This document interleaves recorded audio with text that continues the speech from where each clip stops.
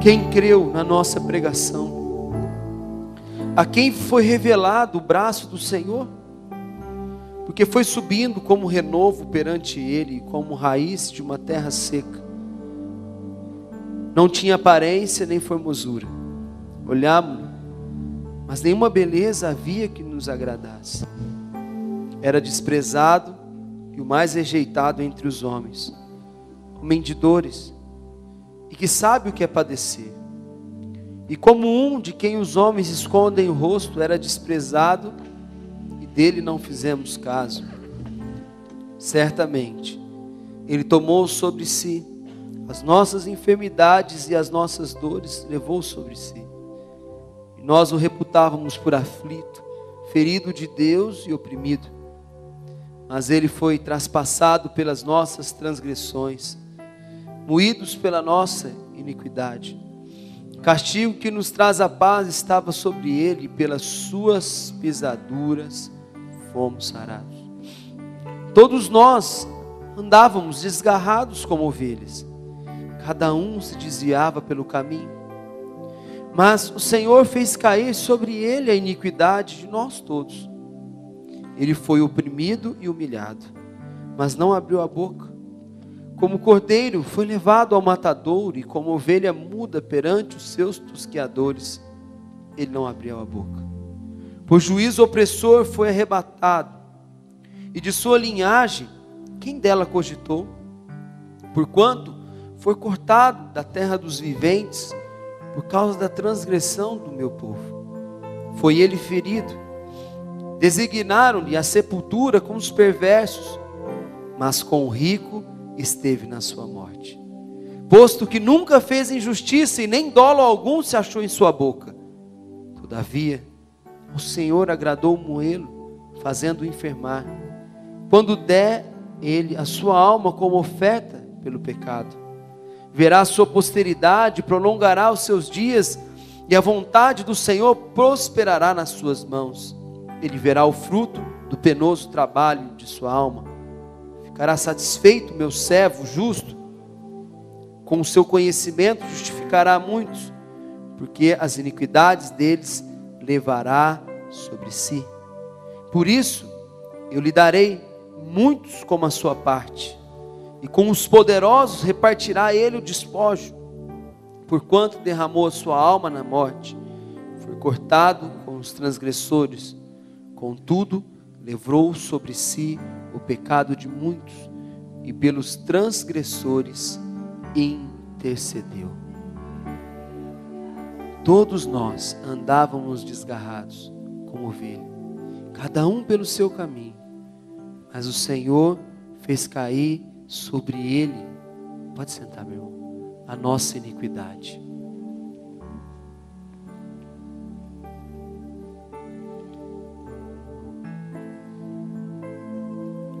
Qual é o valor que você tem colocado na sua vida? Qual é o valor que você tem colocado na sua vida?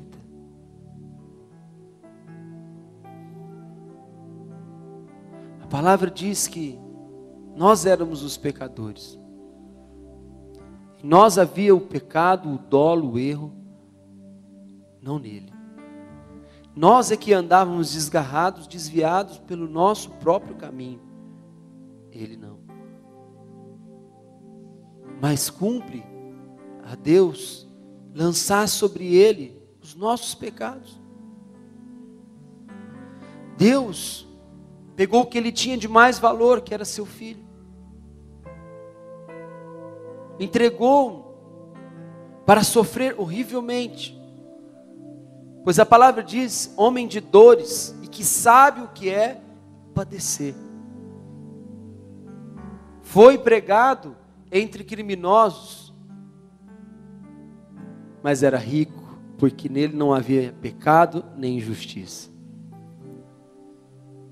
Para Deus, você tem um alto valor. Não venda a sua vida por um preço barato. Não deixe o teu corpo, que hoje é templo do Espírito Santo, ser manchado pelo pecado, porque Ele tirou de você toda a impureza e te deu vestes brancas. A Bíblia diz que a força do pecado não tem mais domínio sobre a nossa vida. O teu prazer, o meu prazer, já não está mais na transgressão, no pecado. Mesmo nós pecando, o nosso prazer hoje é a presença do Senhor. Amém, meu irmão? Não fique confundido, imaginando que você vai ser exaltado pelo mundo, aplaudido pelas pessoas.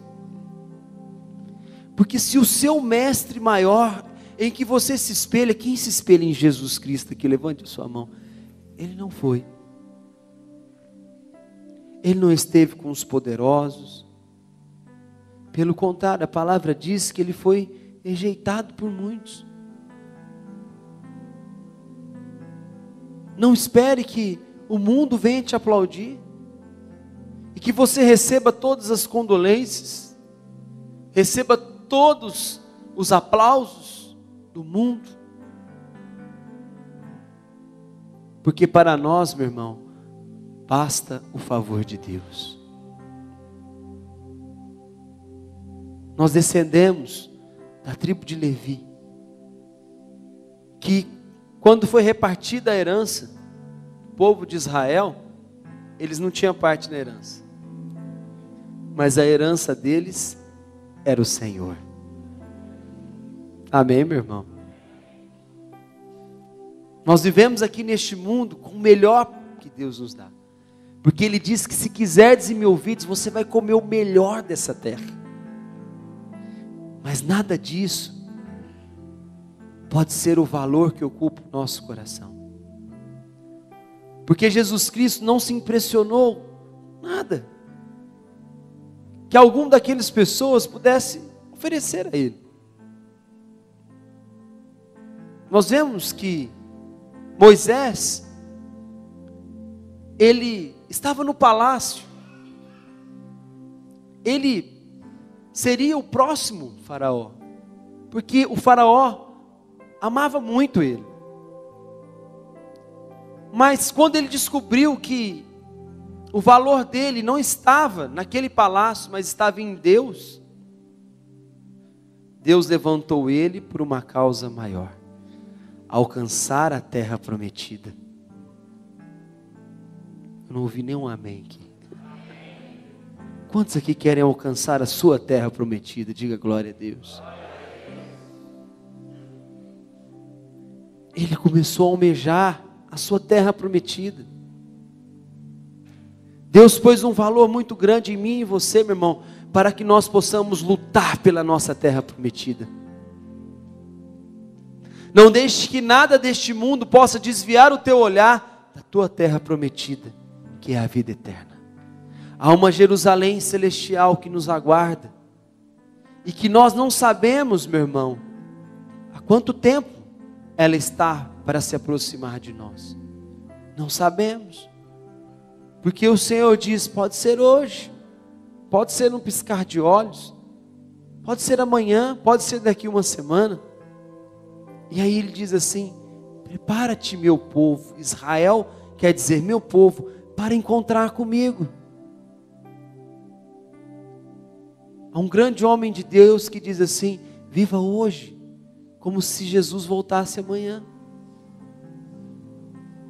E se Jesus voltasse amanhã, o que você queria fazer? Pergunte para você mesmo: o que é que você queria fazer? E eu não ia sair da presença de Deus, meu irmão. E você? E você, meu irmão? Que adianta tudo isso que nos cerca, se Ele disse: amanhã eu venho, amanhã eu virei para te buscar? Como Deus valoriza a tua vida, meu irmão, valorize você também. Pare de dar ouvidos ao que os outros falam de você. Para de querer que todo mundo possa se agradar da sua vida. Muitos não se agradarão. E muitos outros serão próximos de você. Mas porque você serve a Deus, alguns não vão se agradar. Mas aonde é que está o teu prazer? Naquele que entregou a vida dele por você? Ou por aqueles que estão apenas atrás da aparência? Toda e qualquer, meu irmão, glória deste mundo passa, mas a glória de Deus é eterna. A glória de Deus é eterna, meu irmão. Sabe, um dia, quando nós chegarmos lá no céu, como aquele telão, Deus vai passar ali o filme da minha vida e da sua vida. E Ele vai colocar ali as nossas boas obras, porque fomos salvos. Mas aos condenados não. Aqueles que perderem a salvação, haverá um filme dizendo: olha, você vai entender porque você não alcançou a coroa da vida eterna. A palavra conta a história de um homem que era rico e a história de um homem que era mendigo, dois opostos, né? E aquele rico não perdeu a salvação porque era rico, mas porque ele nunca quis Deus, e Deus deu a ele muitas oportunidades, ele desprezou. Então, a Bíblia diz assim: olha, tivestes as oportunidades em vida, mas você se deleitou nos seus próprios prazeres no seu palácio. Enquanto que Lázaro, mesmo não tendo nada, o prazer dele estava no Senhor. Viva neste mundo com o teu prazer em Deus. Dispõe a tua vida para ser um instrumento de Deus. Não estou dizendo ser um pastor não, meu irmão, porque esse chamado não é para todos, mas todos nós fomos chamados para brilhar a luz de Jesus. Você crê nisso, meu irmão? Por onde você for, você foi chamado para brilhar a luz de Jesus Cristo, para incomodar as trevas, não é as pessoas não. Quando a pessoa incomoda, não veja assim: ah, aquela pessoa ficou... Não, é o diabo que ficou incomodado, meu irmão. E se você amar aquela vida e orar por ela, ela vai ficar liberta em nome de Jesus Cristo. Nós somos chamados com este propósito. Valorize isto, disponha a tua vida. Vejo muitos hoje vivendo um tempo em que as pessoas esperam do pastor. Pastor, pastor, pastor. E o pastor tem esperado das ovelhas. Porque o tempo é curto. E o pastor sozinho não pode fazer tudo. Então Deus levanta muitas ovelhas, porque ovelhas geram ovelhas. E quando você dispõe a tua vida, Deus vai fazer com que a tua vida seja como um imã lá fora. E as pessoas vão desejar viver a glória de Deus que hoje está na sua vida. Mas para isso, valorize o que está em você. Se você não valorizar o que está em você, quem é que vai valorizar? Deus já valorizou, mas você tem que reconhecer isso. E Ele está com você, Ele não te deixa, Ele não te abandona. Mesmo que os nossos pecados sejam tão grandes, a misericórdia de Deus é maior ainda, meu irmão.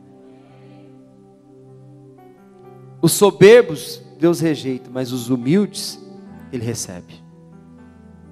Quem é o humilde? É aquele que se quebranta no altar de Deus, que não endurece o coração, mas que se propõe diante do Senhor a dizer: Senhor, eu preciso de Ti. Como diz lá em Salmos, como terra seca, que precisa de chuva, eu preciso de Ti. Como Davi, mesmo sendo rei e vitorioso em tantas batalhas, com o seu trono tão grande, ele dizia: Senhor, enquanto calei os meus pecados, eu senti no meu corpo a enfermidade, mas confessei a Ti o meu pecado e fiquei livre. E o Senhor perdoou a minha iniquidade. Um homem que estava disposto a pagar o preço, a se humilhar, Aí lá buscar uma arca e estar no meio de um povo sendo rei. A sua mulher, os seus súditos, os ministros do seu reino acharam um absurdo. E a mulher dele, mais petulante ainda e ousada, disse: quem é você? Parecia um qualquer. E Davi disse assim: você acha que o que eu fiz é muito? Mais desprezível me farei para honrar o meu Deus. Esther era rainha, mas ela se vestiu de pano de saco, apregoou o jejum em toda Judá, porque ela amava a causa de Deus, ela amava o povo de Deus, e ela disse assim: eu dou a minha vida, se eu chegar à presença do rei e perecer, pereci, mas não vou me calar, eu vou em favor do meu povo. A palavra diz que Jesus levou sobre si o pecado de muitos e pelos transgressores intercedeu. Hoje Deus nos chama a interceder. Diga: eu sou o intercessor da causa de Cristo. Lá em Efésios 6 a palavra diz assim: ore pelos servos de Deus. Quanto você ora pelos servos de Deus? Para que ao abrir da boca deles seja dada a palavra com intrepidez, com ousadia, fazer conhecido o mistério do Evangelho. Ore pelos servos de Deus. Senhor, abençoa-os para que eles vão mais longe, alcance vidas. Levanta, Senhor, eles como ore. Ame aquilo que Deus ama, que Deus vai honrar a tua vida, meu irmão. Os olhos de Deus não estão voltados para o mundo. A palavra diz que Deus tem os olhos voltados para os fiéis.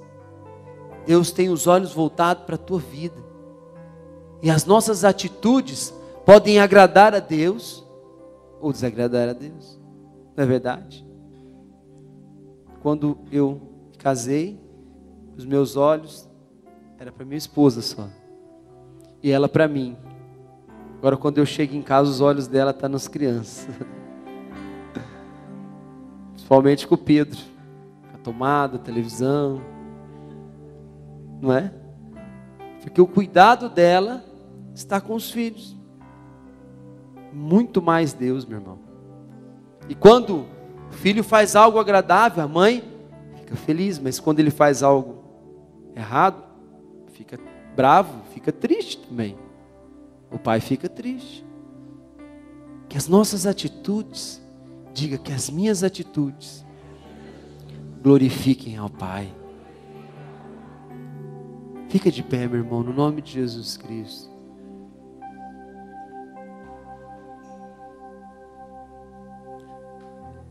Quero fazer algo sério aqui, ou incitar você a fazer algo sério. Fecha teus olhos. Quando você murmura da tua vida, murmura da tua família, quando você reclama de Deus, você peca contra Deus. Esse pecado poucas pessoas reconhecem, porque imaginam que tem o direito de falar o que quer, de fazer o que quiser. A vida é minha. Não. A palavra diz que nós somos comprados por um alto preço. A sua vida já não é mais sua. Você entregou a sua vida para Jesus. E Ele, depois disso, pôs em você o Espírito Santo. Então, quando eu falo mal da minha vida, quando eu murmuro, reclamo, aquele que habita em mim, que é maior do que eu, o Espírito Santo, fica triste. E eu quero que você, nessa noite, analise a tua vida. Eu não posso pôr arrependimento no teu coração, mas se você reconhecer os seus pecados e se arrepender, Deus é fiel e justo para perdoar todos os seus pecados, te purificar de toda injustiça. Eu não ia pregar nada disso hoje, meu irmão, mas foi o que o Espírito Santo me trouxe a falar para você. Talvez você esteja procurando aonde é que você errou. E eu digo para você, peça perdão a Deus. Valorize a tua vida. Se arrependa diante de Deus. Talvez um dia você murmurou contra Deus. Oh Deus, por que não fizeste isso? Oh Deus, porque deixaste de agir na minha vida, porque Deus não fez da maneira que você queria.